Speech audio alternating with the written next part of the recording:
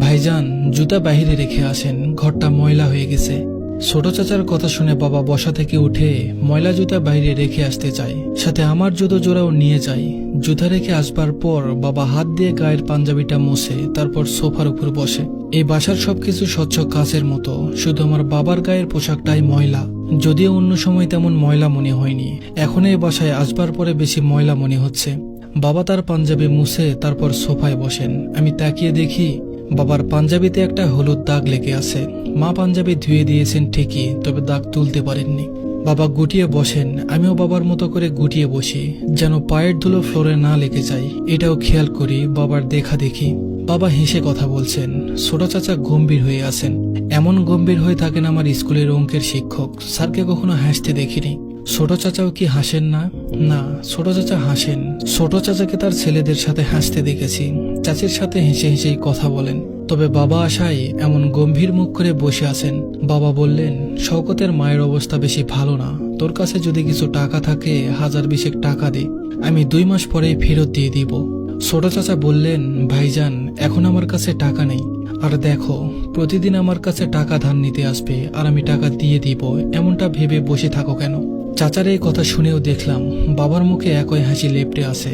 বাবার কি মন খারাপ হয় না, নাকি মানুষ অভাবের দিনে সবকিছু সহ্য করে নিতে পারে? বাবার মুখে একরকম মৃদু হাসি। এই হাসির নাম কি তবে অভাবের হাসি? যত অপমান করা হোক, মুখে হাসি রেখে সবকিছু সহ্য করতে হবে।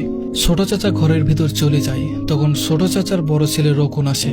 রকুন আমার বয়সী, এবার ক্লাস 6-এ পড়ে। রকুন আর আমি এক বয়সী হলেও দুজনের জীবন আলাদা।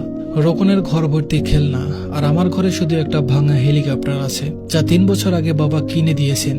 রকুন এসেই আমার পাশে বসে, আমার কাছে বসে জিজ্ঞাসা করে, তুমি কখনো বরফের ভিতর হেঁটেছ? আমি বলি না। রকুন বলে, আমরা বরফের দেশে যাচ্ছি ঘুরতে। ঘরের ভেতর থেকে চাচা রকুনকে ডাক দিলে ও ভিতরে চলে যায়। বাবা বের হয়ে আসে ছোট চাচার বাসা থেকে। আমরা দুজনেই রাস্তায় এসে দাঁড়িয়েছি। ছোট চাচার ঘরের ভেতরে ঠান্ডা বাতাস ছিল, এখন ভীষণ গরম, বাইরে অনেক রোদ। বাবার সাথে আমি হাঁটছি। বাবার মুখে এখন আর হাসি নেই, গম্ভীর হয়েই হাঁটছেন। বাবা মুখে হাসি রাখে যখন কারো কাছে টাকা ধার করতে চাই। এই যেমন দোকানে বাকিতে বাজার নিতে হলে তখন মুখে একটা হাসি রাখে। ছোট চাচার কাছে টাকা ধার চাইতে গেলে মুখে হাসি রাখে। বাবা বিশ্বাস করেন তার হাসিতে অনেক সমস্যার সমাধান হয়ে যাবে, তবে কিছুই সমাধান হয় না। টাকা দিতে না পারায় দোকানদার বাজার রেখে দেয়। ছোট চাচা গম্ভীর মুখে না বলে দেয়। বাবার সাথে হাঁটতে হাঁটতে বলি, বাবা, বরফের দেশ কোথায়? বাবা কোনো উত্তর দেয় না।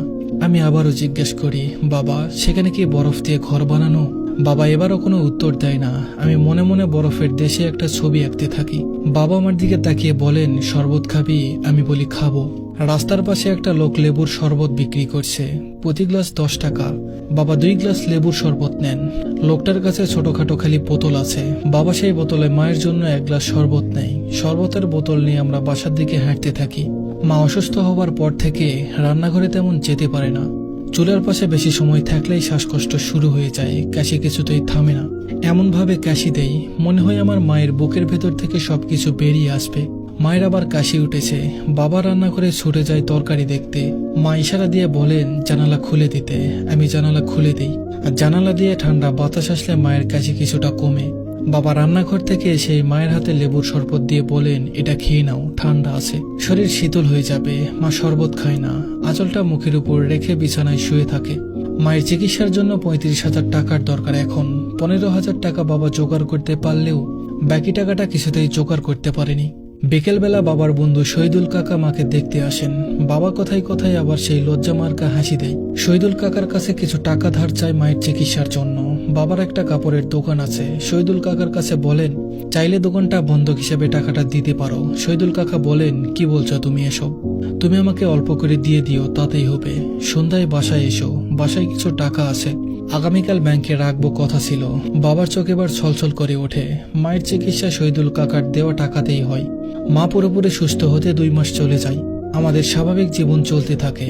বাবা মাসে মাসে কিছু টাকা শহীদুল কাকাকে দিয়ে দেন। আমি কেবল ক্লাস 7-এ উঠেছি। স্কুলে টিফিন টাইমে সিঁড়ি থেকে নামতে যেয়ে পায়ে হোঁচট খাই। ডান পায়ের একটা নখ ভেঙে রক্ত বের হয়। তখন দেখি স্কুলে শহীদুল কাকা এসেছেন। শহীদুল কাকা আমার মাথায় হাত রেখে তারপর চলে যায় লাইব্রেরির দিকে। লাইব্রেরি থেকে বের হয়ে আমাকে বলে স্কুল ব্যাগ সাথে নিয়ে নিতে।